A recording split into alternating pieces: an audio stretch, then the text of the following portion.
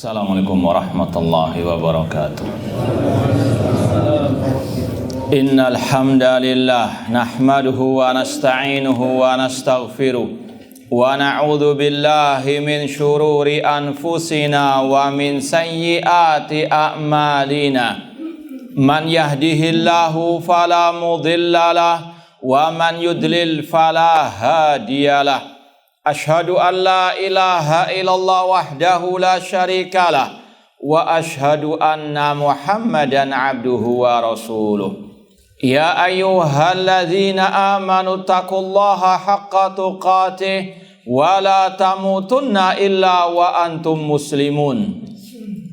Ya ayyuhan nasu taqu rabbakumul ladzi khalaqakum min nafsin wahidah wa khalaqa minha zawjaha wa batha minhuma rijalan katsiran wa nisaa wattaqullaha alladzi tasaaluna bihi wal arham innallaha kana 'alaikum raqiba. Ya ayyuhalladzina amanu taqullaha wa qulu qawlan sadida yuslih lakum a'malakum wa yaghfir lakum dhunubakum wa may yuti'illaha wa rasulahu faqad faza fawzan 'azima. Amma ba'd, fa inna asdaqal hadits kitabullah wa khairal hadi hadi Muhammadin sallallahu alaihi wasallam wa syarrul umuri muhdatsatuha wa kullu muhdatsatin bid'ah wa kullu bid'atin dhalalah wa kullu dhalalatin finnar. Ma'asal muslimin, ikhwani fillah wa akhwati, bapak-bapak, ibu-ibu, saudara-saudariku rahimani wa rahimakumullah.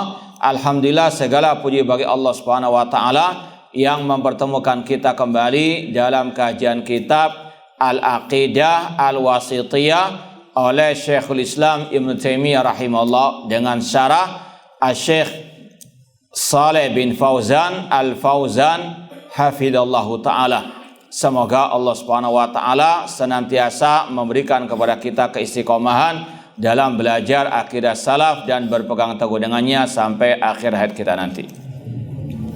Sekarang kita sampai pada bab isbatul ismi lillah wa nafyu al-mithli anhu.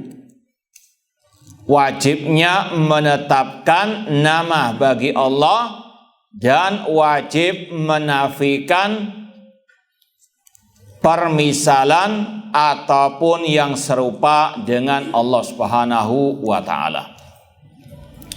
Di dalam bab ini Syekhul Islam Ibnu Taimiyah rahimahullah sebagaimana biasanya hanya menukilkan dalil-dalil terutama dari ayat-ayat Al-Qur'an. Di antaranya yang pertama surat Ar-Rahman ayat 78. Surat Ar-Rahman ayat 78, Allah berfirman, Tabarakasmu rabbika dzil jalali wal ikram.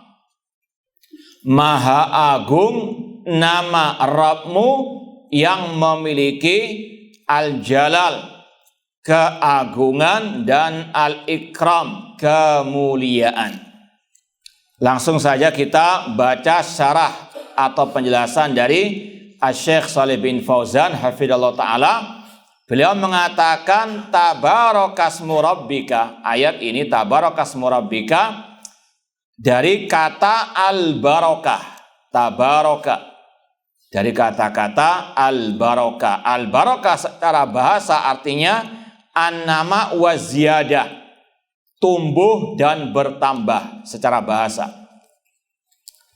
Ma'asal muslimin, ikhwani fillah wa akhwati rahimani wa rahimakumullah, sedikit berbicara masalah al-barakah karena ini masalah yang sering kita dengarkan dan banyak penyimpangan dalam masalah ini, maka sedikit kita akan menyampaikan tentang al-barakah. Secara bahasa tadi al-barakah artinya an-nama wa ziyadah. Namun kalau dalam istilah para ulama ringkasnya al-barakah itu ziyadatul khair, tambahan kebaikan. Ziyadatul khair atau istiqraruhu dan sabatuhu, ketetapan kebaikan tersebut. Itu makna al-barakah. Kemudian yang wajib kita yakini kata para ulama, al-barakah biyadillah. Keberkahan itu hanya dari Allah. Keberkahan itu di tangan Allah. Seperti yang Allah firmankan dalam surat Ali Imran, biyadikal khair. Di tanganmu lah ya Allah segala kebaikan. Oleh karena itulah setiap muslim muslimah wajib meminta barokah dari Allah. Ini kaidah pertama kata ulama tentang al-barakah. Al-barakah tutlabu minallah. Keberkahan itu diminta dari Allah, karena dari Allah lah keberkahan itu. Bukan dari kiai, bukan dari ustadz, bukan dari yang lainnya. Dari Allah Subhanahu wa ta'ala. Sebagaimana ayat tadi. Makanya Nabi Isa alaihissalam pernah berkata, wa ja'alani mubarakan ainama kuntu. Dia Allah menjadikanku dibarokahi. Yang bisa mendatangkan keberkahan hanyalah Allah. Makanya kita di antara doa yang dianjurkan oleh Rasulullah SAW, doa meminta barokah kepada Allah Subhanahu wa ta'ala, di antaranya kepada pengantin baru. Apa doanya? Barakallahu laka wa baraka alaika wa jama bainakuma fil khair. Ini sekali lagi karena memang barokah dari Allah Subhanahu wa ta'ala. Maka syirik kalau minta barokah kepada selain Allah, syirik kalau mengatakan keberkahan itu dari selain Allah Subhanahu wa ta'ala. Ini kaidah pertama kata ulama, al-barakatu tutlabu minallah. Keberkahan hanya diminta dari Allah Subhanahu wa ta'ala. Kemudian kaidah yang kedua tentang barokah, ini ringkasnya, al-barakah la tunalu illa bitauhidi was sunnah. Keberkahan itu hanya bisa digapai dengan tauhid dan as-sunnah. Al-barakah la tunalu illa bitauhidi was sunnah. Sebagaimana yang Allah firmankan dalam surat Al-A'raf, nanti dilihat ayat berapa, walau anna ahlal qura amanu wattaqau la fatahna alaihim barakatim minas sama'i wal ardi. Seandainya penduduk negeri itu beriman, bertauhid dan bertakwa kepada Allah. Takwa tidak ada artinya tanpa ittiba'u as-sunnah. Seandainya penduduk negeri itu beriman, bertakwa, bertauhid dan ittiba'u sunnah, maka kata Allah, kami bukakan barokah dari langit dan bumi. Ini yang wajib untuk kita yakini. Kemudian ma'asal muslimin rahimani wa rahimakumullah, kaidah yang ketiga, Allah memberikan barokah kepada siapa yang dia kehendaki. Entah kepada hambanya, makhluk-makhluk atau dari manusia, atau Allah memberkahi sebagian waktu dan sebagian tempat. Allah memberkahi tadi Nabi Isa, memberkahi para anbiya, orang-orang wali-wali Allah as-salihin yang mereka tadi beriman, bertakwa, bertauhid dan ittiba'us sunnah. Demikian pula Allah memberkahi sebagian tempat, seperti yang Allah firmankan misalnya dalam awal surat Al-Isra, subhanalladzi asra bi 'abdihi. Lanjutkan. Lailan minal masjidil haram ilal masjidil aqsa alladzi barakna haulahu. Maha suci Allah yang memperjalankan hambanya di kala malam hari dari Masjid Haram ke Masjid Aqsa yang kata Allah kami barokahi sekitarnya, yaitu negeri Asy-Syam. Dan ini yang Rasul juga tegaskan dalam doa beliau, Allahumma barik lana fi Syamina. Ya Allah, berkahilah untuk kami negeri Syam kami. Negeri Syam, Palestina, Yordania, Syria dan Lebanon. Itu termasuk apa? Negeri Syam yang Rasul doakan, Allahumma barik lana fi syamina, dan Allah telah menyatakan telah dibarakahi tempat ini. Demikian pula ada malam yang dimuliakan oleh Allah Subhanahu wa taala yang dibarakahi, yaitu malam apa? Lailatul Qadar. Allah berfirman, "Inna anzalnahu fi lailatin mubarakah." Sesungguhnya kami menurunkan Al-Qur'an di malam yang dibarakahi, malam Lailatul Qadar. Namun bagaimana cara kita menggapai barokah di tempat di waktu tersebut? Kembali kepada kaidah yang kedua dengan tauhid dan ittiba'u as-sunnah. Kita tahu malam Lailatul Qadar itu malam yang dibarakahi. Apakah kita menggapai keberkahannya dengan main catur atau main badminton? Bukan. Namun dengan apa? Ya, ibadah kepada Allah, ikhlas, at-tauhid, ittiba'u sunnah. Di antaranya dengan qiyamu Lailatul Qadar. Man qama Lailatul Qadri imanan wa ihtisaban ghufira lahu ma taqaddama min dambi. Demikian pula dengan banyak berdoa, banyak berzikir yang disyariatkan Rasulullah sallallahu alaihi wasallam. Itu kalau kita sudah tahu ini waktu barokah, ini tempat yang barokah berdasarkan tentunya dari Al-Quran maupun Sunnah Rasulullah, maka cara menggapai barokahnya dengan tadi ittiba'u as-sunnah, bukan dengan syirik dan bid'ah. Demikian pula kata ulama di antara waktu yang barokah seperti bulan Al-Muharram, karena apa? Di dalamnya kalau orang itu beramal soleh akan dilipat gandakan apa? Pahalanya oleh Allah Subhanahu wa taala. Ini apa? Namanya hari-hari waktu yang barokah. Karena di dalamnya apa? Ada ziyadatul khair, ada tambahan kebaikan dari Allah. Yang beramal soleh dilipat gandakan pahalanya oleh Allah Subhanahu wa taala. Bagaimana cara kita menggapai keberkahan di bulan Al-Muharram? Dengan tauhid dan sunnah, dengan taqwallahi azza wa jalla, dengan banyak beramal saleh, terutama yang diwajibkan. Demikian pula setelahnya yang disunnahkan. Bukan dengan apa?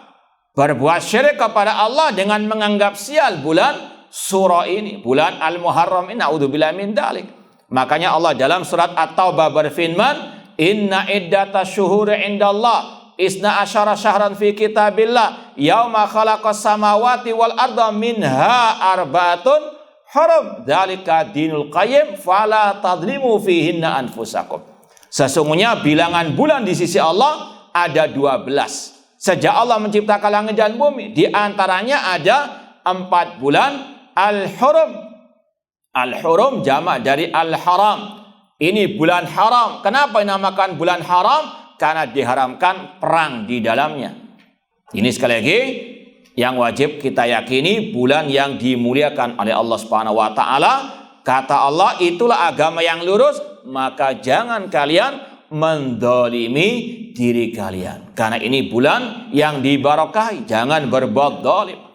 Apalagi tadi berbuat kesyirikan yang kata Allah, inna syirka la dzulmun azim. Menganggap bulan Muharram, bulan surah, bulan sial syirik kepada Allah. Karena Rasul bersabda, at-tiyaratu syirkun.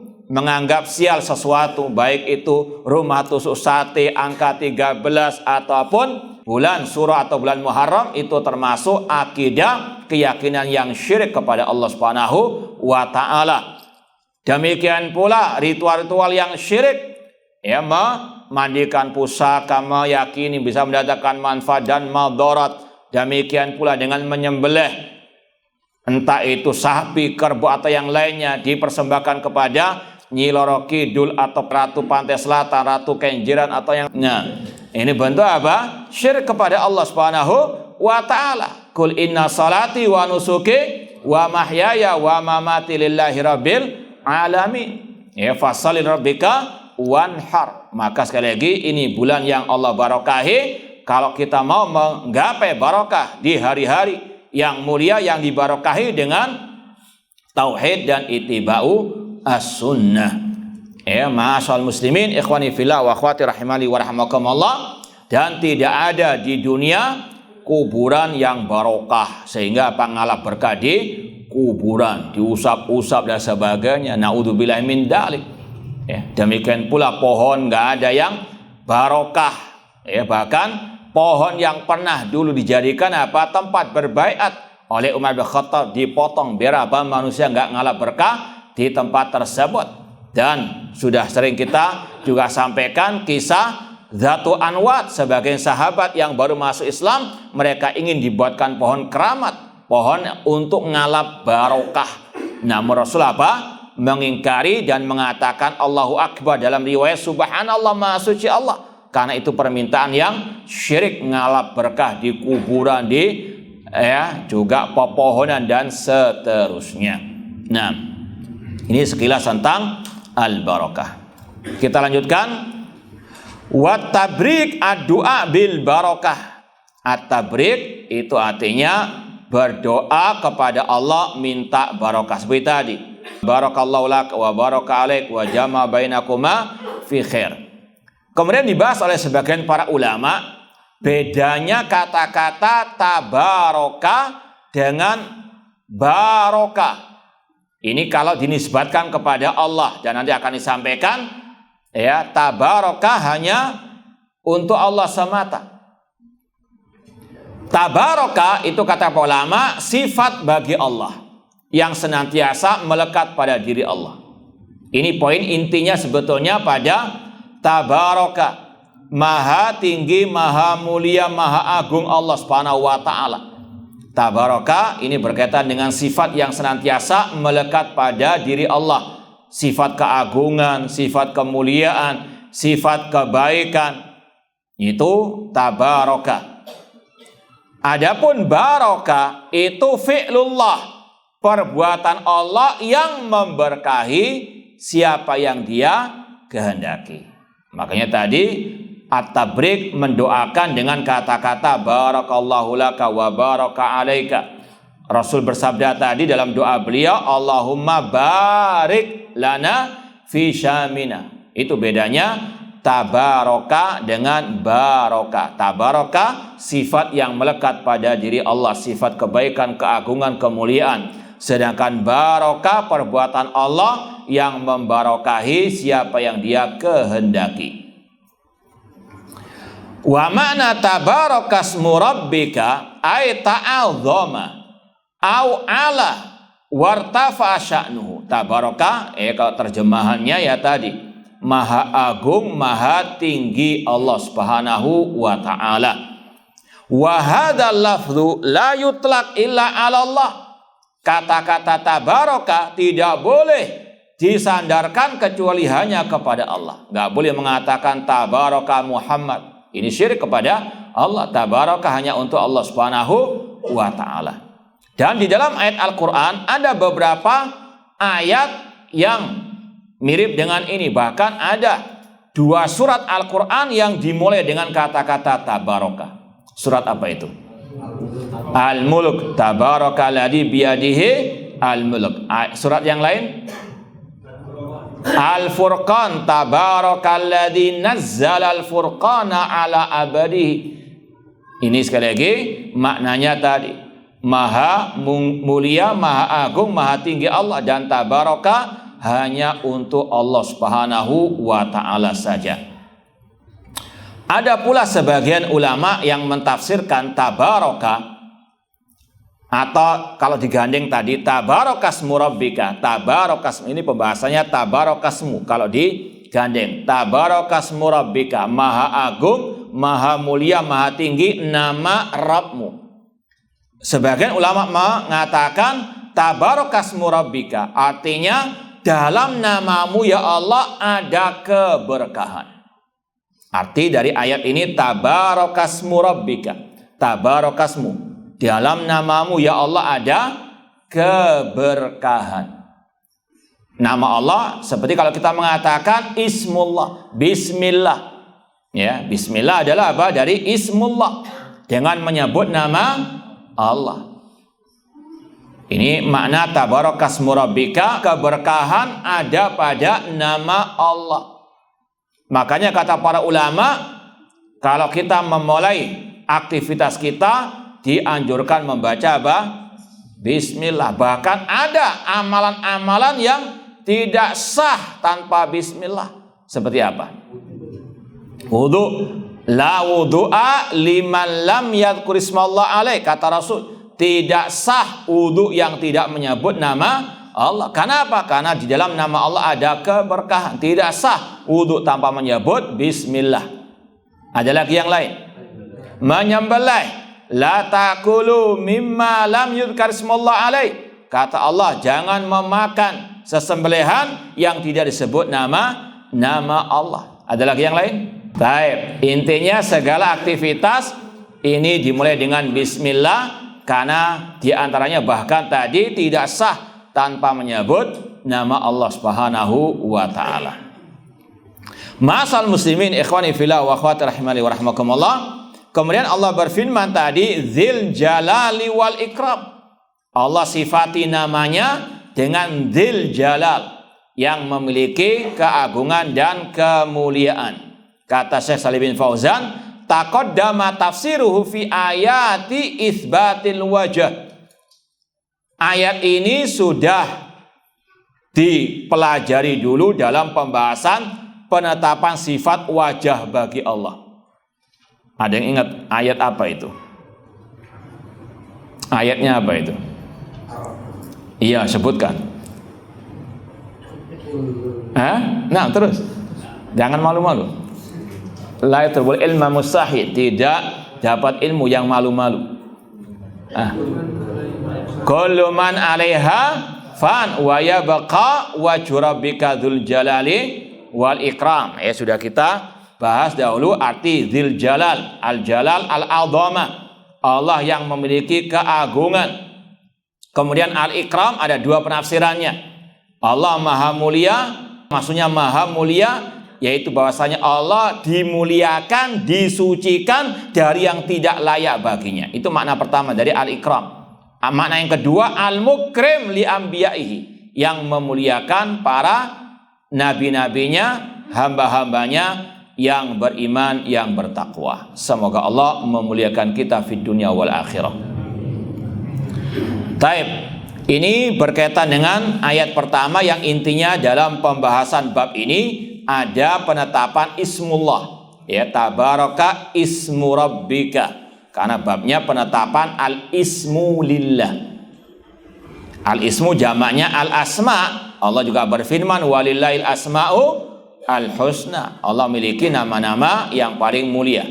Kalau bentuk tunggalnya ini ismu, tabaraka ismu rabbika.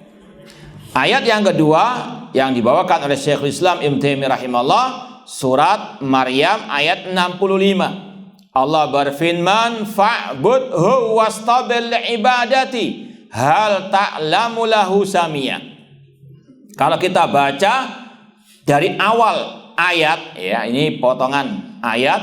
Kalau kita baca dari awal, Allah berfirman, Rabbus samawati wal ardi wa ma bainahuma fa'budhu wastabil ibadati hal ta'lamu lahu samia.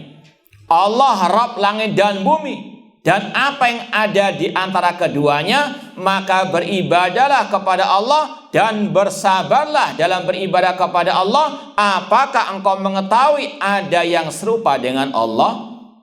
Kata para ulama, ini di antara ayat Al-Quran yang membagi tauhid ada 3. Yang pertama, Rabbus samawati wal ardi wa ma bainahuma. Allah Rabb langit dan bumi dan apa yang di antara keduanya. Tauhid apa ini? Ar-rububiyah. Yang kedua, fa'budhu, ibadahilah Allah. Tauhid apa? Al-uluhiyah. Hal ta'lamu lahu samia. Apakah engkau mengetahui yang serupa dengan Allah? Tauhid apa? Asma wa sifat. Ini kata ulama dalil pembagian tauhid menjadi 3. Dan dusta sesat yang mengatakan pembagian ini bid'ah atau pembagian ini mirip dengan trinitas, naudzubillah min dzalik. Bahkan yang lebih aneh binyeleneh, mereka juga membagi tauhid menurut kelompok Asy'ariyah. Tauhid mereka menjadi 3. Sama juga sebetulnya. Cuma tadi maling teriak apa?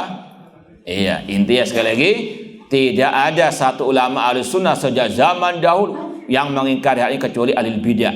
Ya. Pembagian tauhid sudah ada sejak zaman para ulama salaf, di antaranya Imam Abu Hanifah rahimahullah. Beliau mengatakan wallahu yud'a min a'la la min asfal li'annal asfal laisa min wasfir rububiyyah wal uluhiyati fi syai'. Kata beliau, Allah ya, itu kita berdoa kepadanya dan Allah ada di atas. Karena sifat bawah tidak layak bagi rububiyah dan uluhiyah Allah Subhanahu wa taala. Dan sudah sering juga kita bacakan ucapan Al-Imam Ibnu Battah Al-Ukbari dalam kitab Al-Ibana Al-Kubra, demikian pula Imam Ibnu Manda tentang apa? Pembagian tauhid menjadi 3 dalam kitab-kitab mereka. Sekali lagi tidak ada yang mengingkarinya kecuali ahlul bidah, khususnya di zaman ini. Kemudian dibahas oleh Syekh kata-kata fa'budhu ai afridhu bil ibadati wala ta'bud ma'ahu ghairahu. Esakanlah Allah dalam ibadah, jangan beribadah kepada selain Allah, meskipun juga beribadah kepada Allah. Ya, sebagian orang musyrikin atau sebagian juga orang yang menisbatkan kepada Islam, mereka terkadang beribadah kepada Allah namun juga beribadah kepada selain Allah. Di antara bentuk ibadah yaitu tadi seperti menyembelih untuk selain Allah Subhanahu wa taala. Allah berfirman tadi, fasalli lirabbika wanhar, salatlah untuk Rabbmu dan sembelihlah untuk Rabbmu, bukan untuk tadi nyilih rokidul ataupun jin-jin dan seterusnya. Ini bentuk beribadah kepada selain Allah Subhanahu wa taala. Wal ibadatu lughatan adzullu wal khudu' wa syar'an ismun jami'un lima yuhibbuhullah wa yarda minal a'mal wal aqwal adh-dhahira wal batina. Ibadah secara bahasa artinya adzul, ketundukan, kerendahan, ketundukan kepada Allah Subhanahu wa taala. Ya, namun dalam istilah syariat sebagaimana kata Syekhul Islam Ibnu Taimiyah rahimahullah dalam kitab Al-Ubudiyah, ibadah adalah suatu nama yang mencakup segala yang dicintai dan diridhoi oleh Allah, baik dari amal dan ucapan yang zahir maupun yang batin. Insya Allah pernah kita sampaikan di sini ya, definisi ibadah menurut Syekhul Islam Ibnu Taimiyah rahimahullah. Ini sangat luar biasa yang selayaknya dipahami oleh kaum muslimin. Namanya ibadah itu yang pertama syaratnya harus dia dicintai, diridhoi oleh Allah. Cuma masalahnya tahu enggak kita apa yang Allah cintai, Allah ridhoi? Tidak tahu kecuali dengan apa? Wahyu, dengan Al-Quran dan Sunnah Rasulullah sallallahu alaihi wasallam. Maka tidak boleh beribadah ngarang sendiri, karena kita nggak tahu apa yang Allah cintai, Allah ridhoi kecuali dengan apa? Wahyu dari Allah Subhanahu wa taala. Kemudian ibadah itu luas maknanya, mencakup ibadah batin, hati, ibadah lisan dan ibadah anggota badan. Minal aqwali wal af'al, dari ucapan dan perbuatan yang lahir maupun yang batin. Banyak mungkin kaum muslimin hanya memahami ibadah berkaitan dengan ibadah lisan dan ibadah anggota badan. Atau yang lebih parah lagi kalau hanya menyempitkan ibadah anggota badan saja. Padahal ada ibadah hati. Apa diantaranya? Tawakal kepada Allah. Tidak takut kecuali kepada Allah. Tidak berharap kecuali kepada Allah.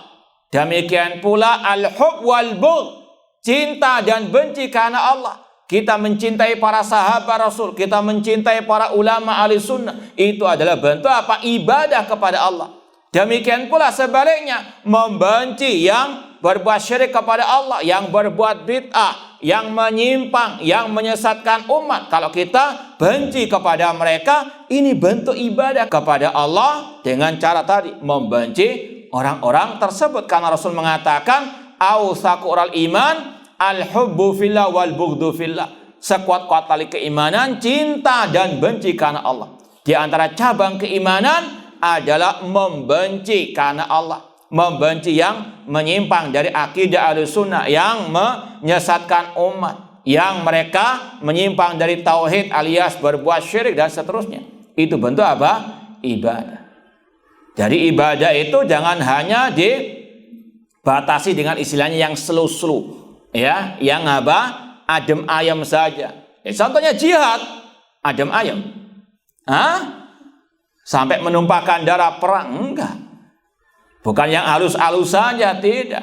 Namun sekali lagi semuanya ditempatkan pada tempatnya, semuanya al-ilmu qoblal qawli wal amal. Demikian pula membantah lil bid'ah keras kepada orang yang sesat menyesatkan. Ini juga bagian daripada ibadah. Makanya kata Syekhul Islam tadi, minal aqwali wal af'al adh-dhahira wal batina. Ibadah itu ada ibadah batin. Di antara tadi cinta dan benci karena Allah Subhanahu wa taala. Kemudian kata Asy-Syaikh, ayat Allah wastabir li'ibadati, bersabarlah dalam beribadah kepada Allah. Maknanya utsbut ala ibadati, istiqomahlah, konsistenlah di atas ibadah kepada Allah. Walazimha, terus menerus ibadah kepada Allah. Wasbir ala masyaqiha, dan bersabarlah atas onak dan duri, atas halangan rintangan atau beratnya ibadah kepada Allah Subhanahu wa taala. Ya, apalagi kita ingat huffatil jannatu bil makari, surga dikelilingi dengan hal-hal yang tidak mengenakan. Dikala orang pada waktu seperti ini lagi mungkin enak ngeteh, ya kan? Kita apa? Kecuali anak pakai ngejahit. Baik, intinya ini ibadah, butuh keikhlasan dan juga pengorbanan yang luar biasa. Makanya kata Allah wastabir ibadati. Kalau dalam sisi bahasa Arab, apa bedanya isbir, wasabir, wastabir? Itu ada kaidah dari para ulama, ziyadatul mabani tadullu ala ziyadatil ma'ani. Ziyadatul mabani tadullu ala ziyadatil ma'ani. Kata-kata yang satu sumber sobaro, tapi ketika ada tambahan huruf, itu maknanya ada penekanan. Isbir, bersabarlah. Wasabir, tambahkan kesabaranmu. Wastabir, tambahkan lagi kesabaran. Itu maknanya. Jadi apa? Ada ziyadatu al-makna. Nah, ini kata Allah wastabir, artinya betul-betul sabar kalian untuk apa? Beribadah kepada Allah. Di antara ibadah kepada Allah, dakwah kepada at-tauhid, dakwah kepada sunnah, butuh apa? As-sabar. Dicaci maki, dibully, tuduh macam-macam, diusir, diboikot dan sebagainya. Memang apa? Wastabir. Semuanya ada hisabnya di sisi Allah Subhanahu wa taala. Kemudian kata Allah dalam lanjutan ayat tadi, ini inti pembahasannya, hal ta'lamu lahu samia. Apakah engkau tahu ada yang serupa dengan Allah? Kata Syekh, al-istifham lil inkar. Ini yang sudah sering kita sampaikan terutama dalam kajian tafsir hari Selasa, bahwasanya pertanyaan dalam Al-Qur'an itu banyak makna yang tersirat. Di antaranya di sini al-istifham lil inkar, pertanyaan untuk mengingkari. Artinya tidak ada yang serupa dengan Allah. Ini untuk mengingkari orang-orang al-musyrikin. Sama dengan firman Allah, a-antum a'lamu amillah a'arbabun mutafarriqun. Apakah Tuhan-Tuhan yang banyak lebih baik daripada Allah yang Maha Esa lagi Maha Perkasa? Itu tujuannya untuk lil ingkar, mengingkari pertanyaan yang enggak butuh jawaban, karena sudah tersirat makna dari pertanyaan tersebut untuk mengingkari. Hal ta'lamu lahu samia. Wan makna annahu laisa lahu mislun wala nadhirun hatta yusyarikau fil ibadah. Maknanya tidak ada yang serupa dengan Allah, tandingan bagi Allah, sehingga disekutukan Allah dalam ibadah. Kemudian ada keterkaitan erat antara awal ayat tadi, Rabbus samawati wal ardi wa ma bainahuma. Allah Rabb langit dan bumi dan apa yang ada di antara keduanya. Ini tauhid ar-rububiyah. Orang musyrikin jahiliyah mereka meyakini tauhid rububiyah. Maka Allah tegakkan hujjah lewat tauhid rububiyah. Kalian sudah meyakini Allah yang menciptakan langit dan bumi, maka konsekuensinya fa'budu, ibadahilah Allah Subhanahu wa ta'ala. Makanya kata ulama, tauhidur rububiyah yastalzimu tauhidal uluhiyah. Ada kaidah dari Pak ulama, tauhid rububiyah melazimkan tauhid al-uluhiyah. Kalau seseorang sudah meyakini Allah sang khalik yang menciptakan langit dan bumi dan semua yang ada di alam semesta ini, maka konsekuensinya beribadah hanya kepada Allah. Kebalikannya, tauhidul uluhiyah yatadammanu tauhidar rububiyah. Sedangkan tauhid uluhiyah itu mengandung, mencakup tauhid rububiyah. Ini keterkaitan antara dua tauhid. Dan ini sekali lagi berdasarkan ayat-ayat Al-Quran seperti dalam surat Maryam ayat 65 ini. Setelah Allah mengatakan Rabbus samawati wal ard, Allah Rabb langit dan bumi dan apa yang ada di antara keduanya, maka konsekuensinya selanjutnya follow up-nya fa'budhu, ibadahi apa? Rabbmu. Sebaliknya tadi tauhid uluhiyah mengandung, mencakup tauhid apa? Rububiyah. Maksudnya kalau orang itu sudah dia beribadah kepada Allah, maka pasti dia sudah meyakini Allah sebagai sang penciptanya. Karena dia tidak mungkin beribadah hanya kepada Allah kecuali sebelumnya sudah yakin Allah satu-satunya sang pencipta dan seterusnya. Lanjut ayat berikutnya. Dan sekali lagi, poin inti dari ayat kedua pada akhir ayat ini, hal ta'lamu lahu samia, menafikan yang serupa dengan Allah Subhanahu wa ta'ala. Dan kata sebagian pensarah kitab ini berkaitan dengan sebetulnya dalam ayat ini ada pembahasan yang sudah kita lewati sebelumnya, cuma ini penegasan. Di awal pembahasan Syekhul Islam Ibnu Taimiyah rahimahullah menyatakan dalam ayat-ayat Al-Quran itu sifat Allah terbagi menjadi berapa? Terbagi menjadi berapa? Sifat-sifat Allah dalam Al-Quran ada berapa? Ngantuk? Ada dua. Sifat apa? Itu masih cabangnya. Yang pokoknya apa? Sifat al-musbata wal manfiyah atau subutiyah wasalbiyah. Sifat yang ditetapkan oleh Allah dan sifat yang dia apa? Nafikan. Ana ulangi lagi.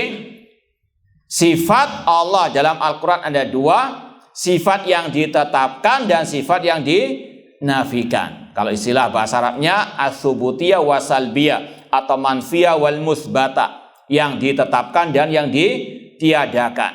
Paham? Nanti baru setelah pembagian dua ada cabangnya, sifat yang ditetapkan ada dua, sifat dzatiyah dan sifat apa? Fi'liyah. Paham? Nah, di awal kitab Syekhul Islam sudah membahas dalam ayat Al-Quran itu ada dua sifat Allah, sifat yang ditetapkan dan sifat yang ditiadakan. Allah menjamakkan dua ini dalam Al-Quran, bahkan dalam apa? Satu surat, bahkan dalam satu ayat. Contoh yang sudah kita lewati ayat kursi, betul enggak? Atau enggak ingat? Kalau enggak ingat, anak bacakan loh. Baik. Ayat kursi itu mencakup apa? Dua metode Al-Quran dalam menetapkan sifat Allah. Yaitu apa? Menyebutkan sifat subutiyah, Allahu la ilaha illa huwa al-hayyu al-qayyum. Ada tiga nama, tentunya ada tiga apa? Sifat. Ini sifat apa yang ditetapkan? Allah punya sifat ubudiyah uluhiyah, sifat al-haya, sifat al-qayyumiyah. Kemudian Allah lanjutkan dengan apa? La ta'khudhuhu sinatun wala. Ini sifat apa? Yang dinafikan. Allah dalam Al-Quran menjamakkan antara sifat yang ditetapkan dan sifat yang dinafikan. Paham? Itu kaidah beliau secara umum. Kemudian beliau menyebutkan dulu sifat-sifat yang ditetapkan. Sifat rahmat, sifat wajah, sifat kedua tangan. Betul tidak? Masih ingat enggak? Hah? Ganggu gini aja. Baik. Ya sudah kita lewati sebelum ini sifat-sifat yang ditetapkan secara terperinci. Sifat ghadab, murka, sifat ridha dan seterusnya. Ya, dan terakhir kemarin kita sifat as-sam' wal basar, sifat al-afu wal maghfirah war rahmah. Itu sifat yang ditetapkan oleh Allah. Paham? Paham enggak? Nah, kemudian beliau sekarang ini menyebut sifat-sifat yang dinafikan oleh Allah. Paham? Secara tersendiri. Paham? Nah, ini pembahasannya. Paham nggak paham? Harus paham. Baik. Bismillah. Allah berfirman, hal ta'lamu lahu samia. Allah menafikan dari dirinya penyerupaan dengan sesuatu apapun. Nggak ada yang serupa dengan Allah. Kita harus ingat lagi kaidah, kalau sifat yang ditetapkan oleh Allah, maka ada berapa langkah sikap kita ya terhadap sifat tersebut? Ada berapa langkah? Masya Allah. Hah? Kenapa? Ada 2 atau 3? Kalau nggak dimurojaah percuma nanti. Nah, ada berapa? Kalau kita sudah tahu ini ayat yang berkaitan dengan sifat musbata atau subutiyah, maka sikap kita apa? Ada berapa langkah? Hah? Ada berapa? Nggak ada sama sekali jawab. Hah? Ada 2 atau 3? 6. Nggak ada yang betul sama sekali. Hah? Wedi salah. Wedi ngene toko bangunan sana. Baik. Ada 2. Apa itu? Menafikan sifat tersebut. Ini alil bid'ah berarti. Sifat yang ditetapkan kok malah dinafikan. Kita bertanya tentang apa? Sifat yang ditetapkan. Sifat tadi contohnya sifat wajah Allah, wa yabqa wajhu rabbika dzul jalali wal ikram. Apa sikap kita? Apa langkah kita ketika melewati ayat yang berkaitan dengan sifat yang ditetapkan oleh Allah? Iya, cuma satu, tak menetapkan sifat apa yang ditetapkan oleh Allah tersebut. Paham? Ya, anak husudon mungkin anu pura-pura lah. Baik. Bedanya dengan sifat yang Allah nafikan. Kalau sifat yang Allah nafikan ada berapa langkah? Ada 2, yaitu tadi. Yang pertama apa? Menafikan apa yang Allah nafikan dari dirinya. Contoh seperti tadi dalam ayat kursi, Allah menafikan dari dirinya sifat apa? Ngantuk dan tidur. Paham? Kita nafikan Allah la ta'khudhu sinatu wala naum. Apakah cukup sampai di sini saja? Langkah kedua apa? Menetapkan kesempurnaan lawan dari yang dinafikan tersebut. Yaitu kalau sifat ngantuk tidur, ini kita menetapkan Allah sifatnya al-qayyumiyah. Ya, dia tidak butuh ngantuk dan tidur karena apa? Allah Maha berdiri sendiri, al-hayyu al-qayyum. Di sini kata para ulama, Allah menafikan dari dirinya penyerupaan dengan sesuatu apapun. Gak ada yang serupa dengan Allah. Kenapa? Karena Allah yang maha sempurna semua sifat-sifatnya. InsyaAllah kita lanjutkan badal adzan. Allah Ta'ala. Baik, kita lanjutkan sedikit lagi pembahasan sifat yang dinafikan oleh Allah. Maka kewajiban kita, langkah kita yang pertama menafikan apa yang Allah nafikan. Seperti tadi, Allah menafikan darinya sifat ngantuk tidur. Kemudian tidak cukup hanya menafikan saja.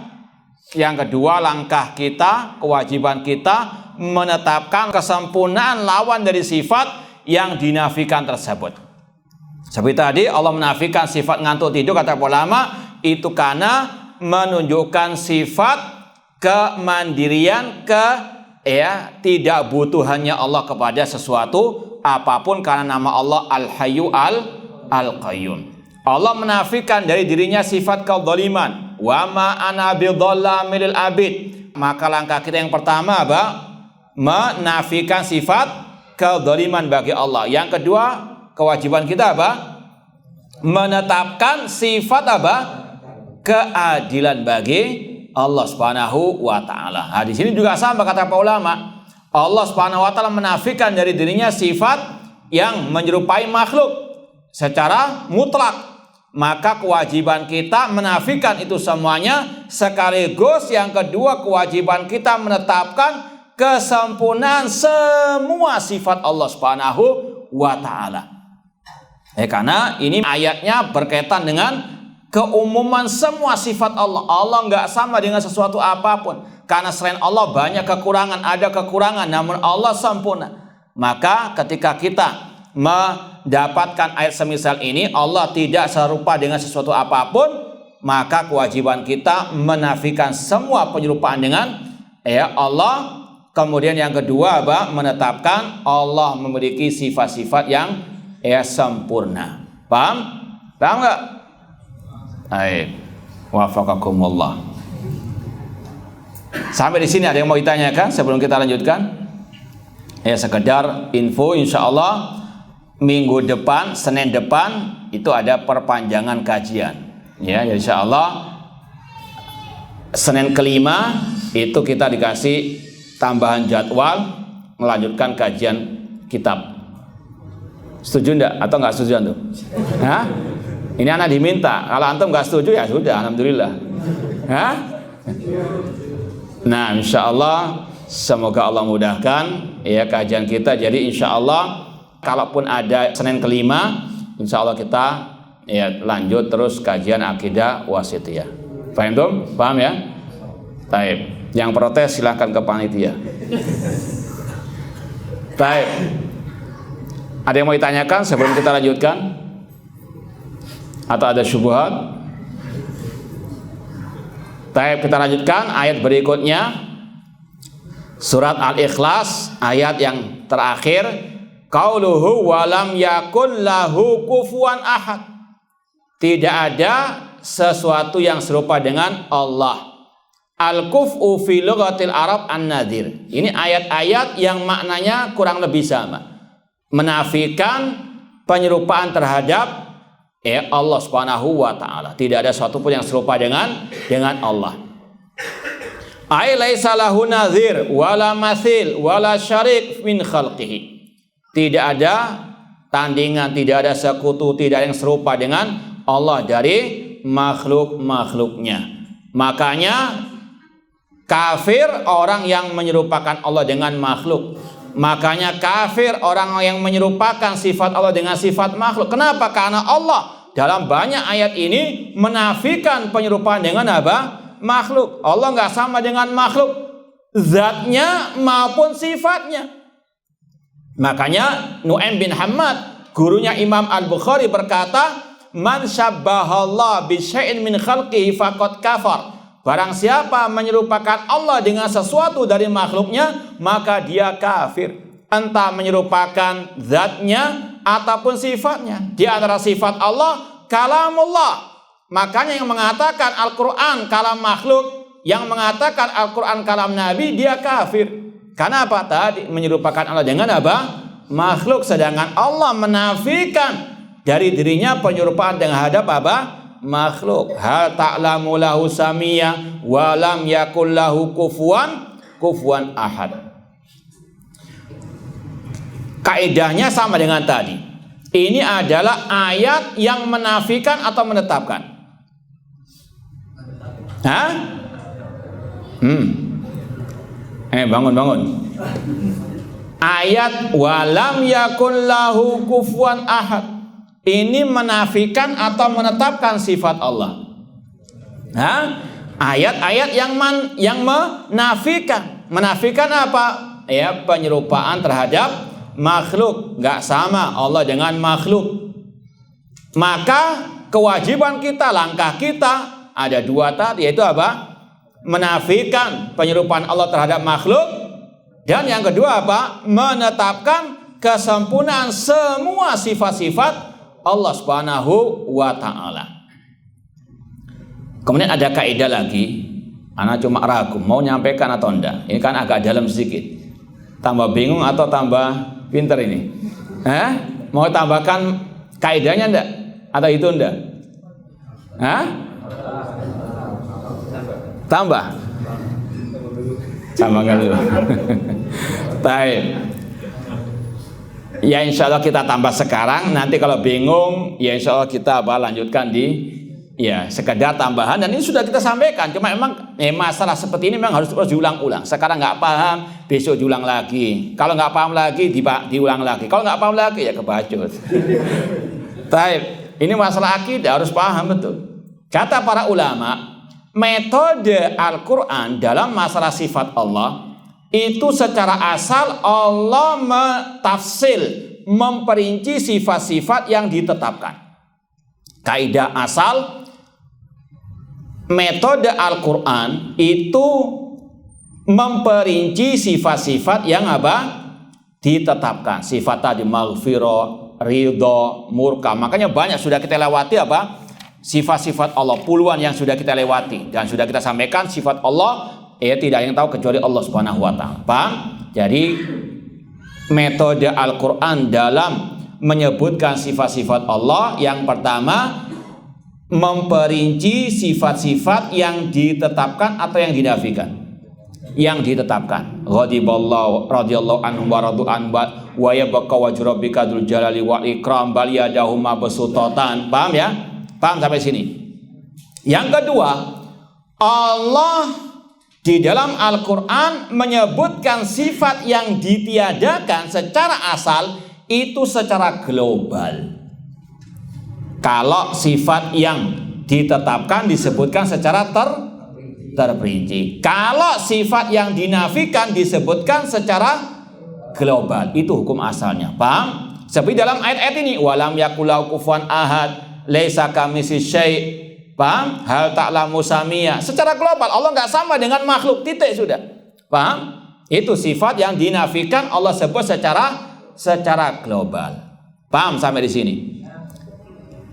Namun terkadang ini keluar dari kaidah asal. Namun terkadang Allah memperinci sifat yang ditiadakan dari dirinya, sifat yang manfiyah. Contoh tadi sifat ngantuk tidur itu terperinci.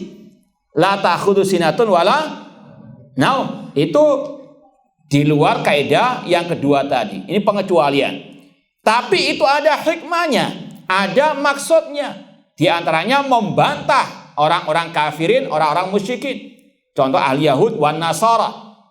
Ketika Allah mengatakan la ta'khudhu sinatu wala naum, di antaranya membantah orang Yahudi yang mereka menuduh Allah itu letih, istirahat dan seterusnya. Paham?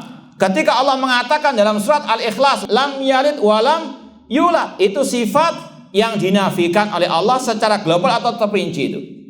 Terperinci. Lam yalid, tidak beranak dan tidak diperanakan, itu terperinci. Ini keluar dari kaidah yang kedua tadi. Namun itu karena ada maksudnya, yaitu membantah orang kafir, musyrik, orang Yahudi Nasara yang mereka menuduh Allah punya anak, punya bapak. Paham? Jadi saya ulang lagi. Kaidahnya yang pertama, secara asal Al-Quran menyebut sifat-sifat Allah yang ditetapkan secara terperinci. Paham? Namun dalam sifat yang dinafikan Allah sebutkan secara kecuali kalau ada maksud tertentu Allah sebutkan sifat-sifat yang ditiadakan secara terperinci. Paham sampai sini? Alhamdulillah. Gitu kok takut. Dikasih ilmu malah takut, dikasih syubhat senang. Naudzubillah. Taib, ya ana rasa cukup sekian, kurang lebihnya mohon maaf. Wa jazakumullahu khairan. Aku qouli hadza wa akhiru da'wana anil hamdulillahirabbil alamin. Wassalamualaikum warahmatullahi wabarakatuh.